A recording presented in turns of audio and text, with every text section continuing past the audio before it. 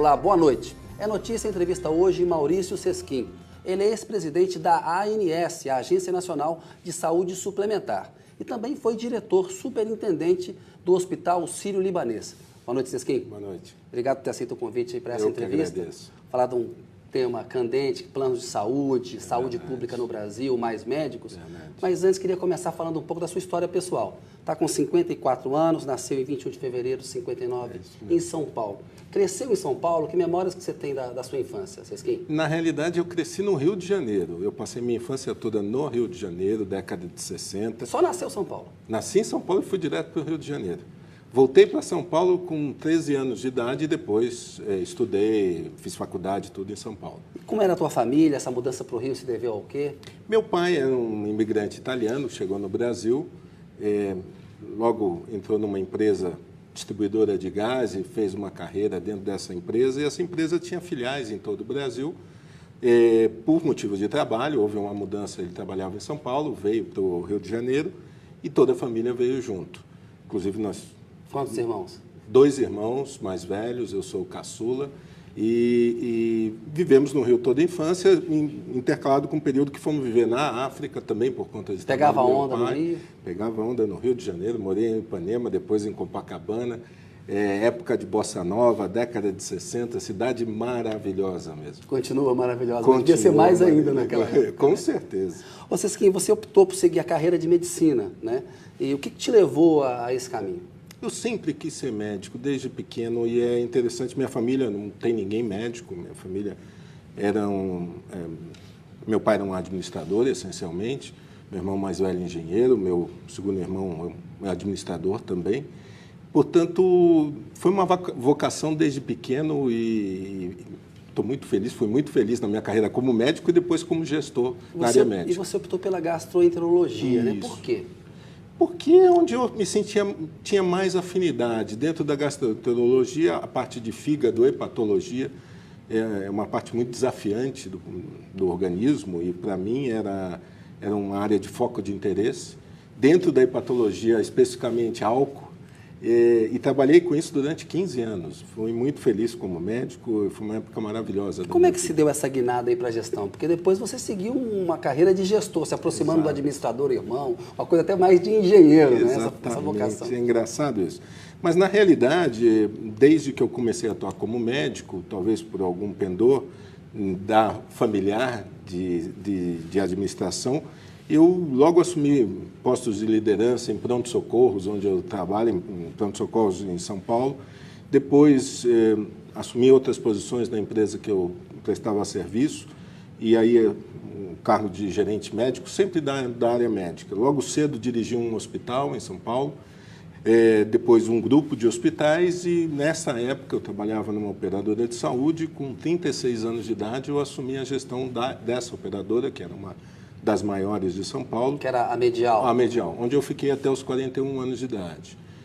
Portanto, de cara, logo depois que eu atuei como médico, atuando como médico, e durante boa parte eu atuei tanto como médico como gestor, e depois... Foi migrando mais para a gestão. Exatamente. Assim que a carreira foi desenvolvendo, eu fui migrando mais. O que você gosta de fazer nas suas horas vagas? Tem algum hobby? Tenho, gosto de correr, gosto de nadar. Gosto de jogar futebol desde pequeno, jogo no mesmo time há 40 anos, alguns já abandonaram, eu estou na fase quase de abandonar, mas eu gosto muito de esporte, pratico bastante esporte. Torce para qual time? Eu sou fluminense. Manteve a ligação com o Rio de Janeiro? Mantive a ligação com o Rio, de origem eu sou fluminense, e em São Paulo eu gosto do Corinthians, então não tem muita afinidade, mas são dois times. O Fluminense até que está ali, o Corinthians está mal no campeonato. Exatamente, no momento. E você falou que você faz exercício e você cuida da saúde de outra maneira? Faz algum tipo de dieta ou é uma coisa... Como médico, você segue boas recomendações médicas ou você abusa? Não, abusar não abuso. Eu sou de família italiana, então a refeição é um momento importante. Então a minha tradição é de comer bastante massa e comer... os pratos variados. Eu como bastante legumes, verduras, ou seja, eu tenho uma dieta bastante rica. O que combina aí? com os exercícios? Eu acho que sim. E cuidado com a saúde em termos de check-up, exames periódicos, isso sim. Você presidiu a ANS, que é a Agência Nacional de Saúde Suplementar, que cuida da saúde privada no Brasil, digamos assim. E a gente tem a Anvisa, que é a Agência Nacional de Vigilância Sanitária. Explica um pouco para o telespectador quais são as diferenças ali com a Anvisa, que tipo de regulação a ANS faz, para que ela serve? A ANS, ao contrário da Anvisa, que cuida mais da parte sanitária, de vigilância sanitária, tanto de entradas em portos, entradas no país, como liberar um medicamento. Exato, dentro do próprio país, a agência tem um foco voltado para planos de saúde.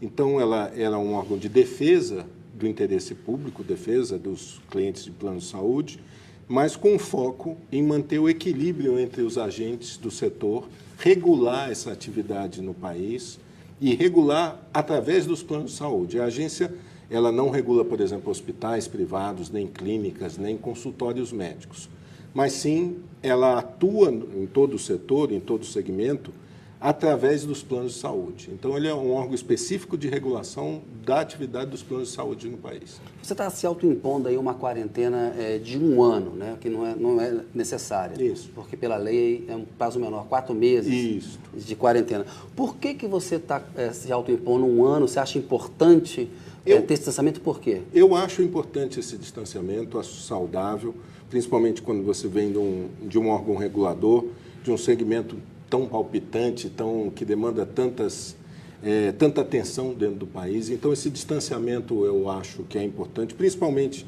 pelo fato de eu ter vindo da iniciativa privada, eu venho do setor privado. Você trabalhou na Medial, depois na Qualicorp, não é isso? Aí que você foi para a ANS. Eu trabalhei na Medial, depois eu tive uma empresa de consultoria durante 4 anos, depois eu fui diretor superintendente do Hospital Sírio-Libanês e depois eu dirigi a Qualicorp. Quando eu saí da Qualicorp, eu tinha 50 anos, eu tinha me proposto, depois de uma vida de intenso trabalho, a fazer um período de 1 ano sabático. Infelizmente, não pude cumprir, porque essa promessa familiar, porque eu recebi o convite, na ocasião, do presidente Lula, e recebi esse convite neste período, e saí da Qualicorp no início de 2009 e recebi o convite para assumir a ANS no final de 2009, ou seja, quase 1 ano depois. Fiquei na ANS 3 anos e aquele sabático que eu pretendia fazer aos 50, eu acabei fazendo agora. E em novembro devo completar 1 ano fora da agência, o que eu acho bastante saudável. Você pretende voltar ao setor público, pretende ir para o setor privado? Ao setor público, não. Eu acho que eu tive uma experiência que eu pretendia ter essa experiência. Na realidade, eu nem pretendia, mas acabei tendo a oportunidade. A vida me levou a essa experiência, que foi muito boa do ponto de vista profissional, do ponto de vista de conhecimento, de ampliação de horizontes, de lidar com uma população imensa, né? Nós estamos falando de 50 milhões, quase 50 milhões de beneficiários de plano de saúde, de consumidores de plano de saúde. É maior que muitos países. 1/4 da população brasileira, né? Exatamente. 1 em cada 4 brasileiros tem um plano de saúde. Portanto, foi uma experiência para mim muito marcante. Mas eu sou essencialmente um gestor da área privada, é para onde eu pretendo depois, no futuro, voltar. Vocês que têm uma crítica que se faz aí às agências reguladoras, que muitas vezes elas são sequestradas por interesses privados. Né? Falar, lá a ANAC, as operadoras de avião, a TAM, a Gol, elas indicam os membros. Você veio do setor privado, foi para a ANS. Essa crítica da chamada porta giratória, que as agências elas acabaram tomando um rumo, que elas foram sequestradas aí por interesses privados. Como é que se responde a esse tipo de crítica? Na realidade, veja, tem alguns aspectos nisso. O primeiro aspecto, que eu não acho que é a exclusividade de servidores públicos, apesar de eu ter tido uma convivência com eles e ter uma profunda admiração, te confesso, essa experiência foi muito marcante para mim nesse aspecto. A quantidade de gente, de servidores públicos, técnicos, abnegados, competentes, responsáveis, preocupados com o bem público, isso foi uma experiência bastante positiva, mas eu não acho que a exclusividade do servidor público, características como retidão, honestidade, patriotismo, cuidado com a coisa pública, isso vem da sua formação enquanto cidadão. Então, esse é um aspecto. O segundo aspecto é que, e talvez isso que tenha de alguma forma influído na minha indicação, eu tive uma experiência muito rica dentro desse setor, quer como médico, depois gerindo uma grande operadora de saúde, depois um grande hospital, aquilo que veio se tornar depois uma administradora de benefício, uma consultoria onde eu prestava serviço para empresas que contratavam benefício. Então, eu pude olhar esse sistema por diferentes ângulos, diferentes formas. Essa é uma experiência difícil para um servidor público ter. Então, eu acho que a experiência no setor privado ela é rica para o setor público por quem vivenciou isso. E é importante que tenha as normas, tem a quarentena também. Né? E você sabe quais são os problemas de dentro. De dentro. Ou seja, você tem uma visão de dentro dos problemas que existem no setor, e eu acho que muitas pessoas, muitos brasileiros já fizeram isso, podem dar sua contribuição e depois retornar, depois de um período de quarentena, à sua atividade normal. Vocês que em todas as pesquisas mostram que a saúde está no topo da preocupação dos brasileiros. Claro. Né? Saúde e educação. E aí tem uma coisa que assim, a educação, a gente garantiu o acesso a ela, a educação pública, e aí o cidadão se queixa do serviço. No caso da saúde, a gente tem o SUS, que se pretende universal, né? E a saúde suplementar, que são os planos de saúde privados. Eu pergunto para você, qual que é o principal problema do nosso sistema de saúde em geral, se você unir o público e o privado? É a questão do dinheiro ou é a gestão, aquele dilema? Falta mais dinheiro ou falta mais gestão? Eu acho que, na realidade, nós estamos vivendo um momento... Recursos sempre faltam em saúde. Porque uma coisa que é fato em saúde, se você olhar os últimos 50 anos, o acesso das pessoas à saúde aumentou drasticamente nesse país, tanto de um setor como o outro. Ou seja, as pessoas têm muito mais acesso. Estão vivendo mais. Né? Esse é o ponto. Se você retornar à época que eu nasci, o brasileiro médio vivia 53 anos, década de 60, 54 anos. Hoje nós estamos beirando 74 anos, as mulheres estão vivendo 78 anos. Eu brinco que nós estamos lidando num período de 50 anos com outro ser humano. Ou seja, pessoas viviam em torno de 50, vão viver, nossos filhos vão viver em torno de 100 anos. Então, é um outro ser humano, é completamente diferente. Óbvio que isso tem impacto em sistemas de saúde, que precisam se adaptar a novos formatos, a uma nova demografia, uma nova epidemiologia. Nesse sentido, os sistemas têm se desenvolvido, mas a população também acompanha com novas demandas, com melhoria e acesso social, com maior conhecimento, maior informação, e isso aumenta a demanda. Na área de saúde, especificamente, quando você atende uma demanda, simplesmente você cria uma nova, e assim sucessivamente. Portanto, o setor vive correndo atrás de novas demandas por parte da população. E é óbvio que tem determinados momentos que isso gera conflitos, isso gera insatisfações, isso gera demandas contundentes. Sim. E eu acho que nós vivemos isso nesse país e é um momento de repensar o sistema público e o privado com relação a essas novas variáveis, esse novo comportamento do consumidor e essa nova necessidade. Você é a favor de uma CPMF para a saúde? Eu sou. Eu sou no sentido de que nós precisamos mais recursos. Isso é indubitável. Isso é inegável. Né? Isso é inegável. E eu acho que isso é um fenômeno mundial. Nós precisamos tirar um pouco essa visão, porque no Brasil... Não, isso é um fenômeno mundial. Eu reputo que os... Você está vendo o Obama lá com dificuldade no Obama Os grandes desafios da humanidade, dizem, paz, água potável. E como é que você vai gerar riqueza suficiente às sociedades organizadas para você poder bancar um sistema de saúde que atenda a população que vive cada vez mais e que demanda mais e que tem mais acesso e quer ser atendida. E essa preocupação não é só nossa, é do mundo inteiro. E esses 25% dos royalties do petróleo para a saúde, você tem uma dimensão do impacto que isso vai ter? Né? Ou está muito cedo para falar ainda? Eu acho que a gente ainda não tem uma dimensão. Mas o que eu vejo é que a necessidade de recursos ela continua sendo crescente.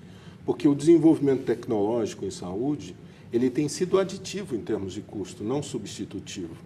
E isso é um ponto de atenção para a gente começar a falar nesse país de gestão de saúde de fato, e não simplesmente acesso a tratamento de doenças. O acesso pontual na fase aguda, ele pode ser útil para uma população jovem. Já não está sendo mais o caso da população brasileira. Nós vamos precisar mudar a forma de abordagem, de atenção a essa população com uma gestão continuada do processo de saúde. Não apenas atender o indivíduo quando ele recorre ao sistema, quando ele está já doente. O Brasil está com 200 milhões de habitantes, você falou aí, 50 milhões de usuários de plano de saúde, um quarto. Temos um sistema que se propõe a ser universal, o SUS.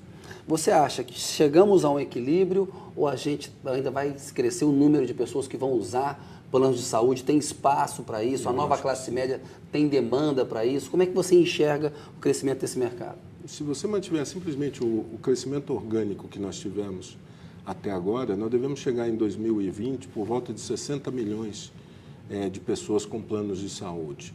A população brasileira se estabiliza daqui para frente um pouco, deve chegar a 220 um pouco e deve se estabilizar. Portanto, eu acho que essa demanda por planos de saúde ainda cresce, é evidente que ela cresce, e na medida que também cresce o sistema, eu acredito que o sistema público cresce na possibilidade de acesso, na qualidade, no nível de atenção. Então, eu vejo que os dois sistemas vão ter que se desenvolver para dar conta não só do número de pessoas, mas sim da longevidade que a gente falou e do perfil dessa população a ser assistida. Tem um dado interessante, que é o dado dos investimentos, né? Ou seja, o SUS gasta mais ou menos 100 bilhões por ano para atender 150 milhões de pessoas. Isso. E a saúde privada gasta 80 bilhões para atender 50 milhões. É quase o mesmo dinheiro, né? E o SUS atende 3 vezes mais. Tem uma disparidade aí. Isso. Para o SUS chegar no nível da saúde privada, ele tem que aumentar os recursos dele em 3 vezes. Você enxerga um cenário em que isso aconteça ou nós vamos ter que partir para uma solução de tentar cada vez mais complementar um sistema com o outro? Eu acho que nós temos que lançar mão de todas as soluções possíveis. Ou seja, não há dúvida que não vamos precisar de mais recursos. Isso é ponto pacífico. 2, eu acho que esses sistemas precisam começar a se conversar, né? Porque, se você olhar, o SUS foi criado em 1988 e a lei orgânica do SUS não fala da saúde suplementar, quase nada. A lei dos planos de saúde, 10 anos depois, 1998, ela não fala do SUS, a não ser a questão do ressarcimento ao SUS. Então, nós temos 2 sistemas que correm em paralelo, mas se comunicam muito pouco, ou quase nada. Eu acho que há complementaridades a serem construídas e há complementaridades possíveis de serem feitas, e são desejáveis.